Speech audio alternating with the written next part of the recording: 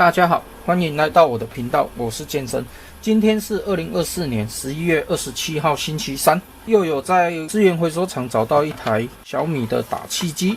这一台的拆解组装都已经有分享过了，所以我今天想要来分享一下原厂的电池以及它的内组。那我已经把这两台的电池都拆下来了。这一台我之前已经有换过电池了，但是那时候没有相关的测试仪器，所以就随便找2颗电池就换上去了。那这一次我们有了相关的设备，所以电池我这边都已经有配对好内组，以及测量过它的容量。像这一个内组只有24，它的容量是1682，这2颗的内组是一样的。另外这一组也是，它的内组一样，那容量差了一点点，所以我今天就把这4组电池都换上去。我们先来测量一下之前换的内组是多少。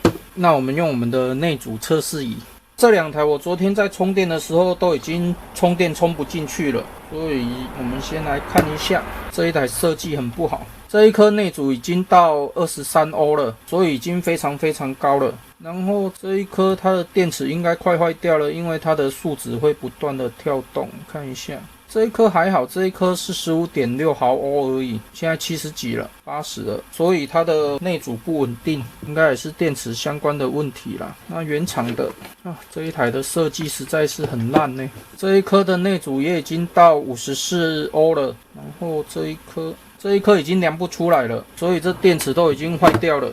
这是小米打气机的原厂电池，它的型号是 LSTD LR18650LA。接下来我就是把这2组电池都拆下来，然后换上去。那我这边已经将电池装上去了。那这一次我一样是将镊片拆下来，尽量保持它的原状，因为我打算这一次用焊洗焊接就好。电池毕竟是2手的，所以日后可能会常常需要更换，所以我就不用点焊的。那正常来讲，我是建议你要用点焊的。那因为我这边目前都没有新的电池，所以我还是选择先用焊洗的。焊洗的部分缺点就是它的内组会比较高一点，所以等一下我们焊洗焊上去以后，我们量一下总和的内组，看它的内组是多少。那我先把它接上去。那另外一点就是你要自己做镊片的话，因为它的设计你在制作镊片上会比较困难一点，不太规则啦，所以自己要做镊片的话比较麻烦一点，这个你自己衡量。那我先把它焊洗焊上去，我已经把它焊洗焊接上去了。那我们来量一下内组，内组目前量出来是 32.4 毫欧左右，只要不超过50，理论上还可以接受。接下来我们就可以把它装上去了，我们装在这一台好了。装回去的教学在另外一篇都有详细分享过了，那我这边就直接把它组装上去就好。那我已经将保护板以及电池装上去了。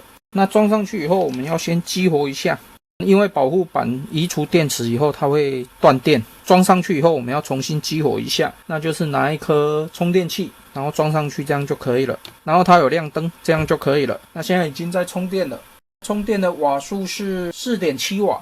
现在我们就是等它充完电以后就可以了。激活完按按看 OK， 有亮灯了。好，那我们启动看看。启动的话要注意你的手要离开马达这边。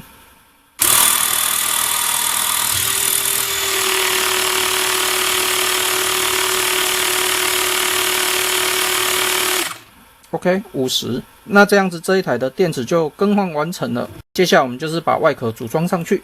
现在我已经将整台机器组装好了，那我们这边也写一下今天换的日期。上次换的时间是2024年3月11号，所以那时候没有配对电池的话是不太耐用的。那这一次希望可以持续久一点，电池有1600多嘛，等于是电池是有80%新的，所以希望还耐用啦。接下来我们一样把这一台组装回去。这2台都已经更换电池完成了，目前也已经充饱电了。只要看它的灯是常亮的，那就是充饱了。充饱了以后，我们可以测试一下45 PSI。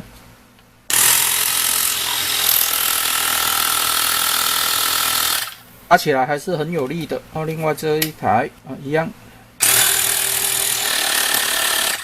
OK， 那这样子这2台就已经测试完成了。希望经过这一次的电池内储的测试以及电池容量的配对，可以让这2台使用的更久一点。那我这一篇小米打气机的内组测试以及电池更换分享影片就分享到这边为止。那如果你喜欢我的影片的话，敬请订阅和分享，谢谢。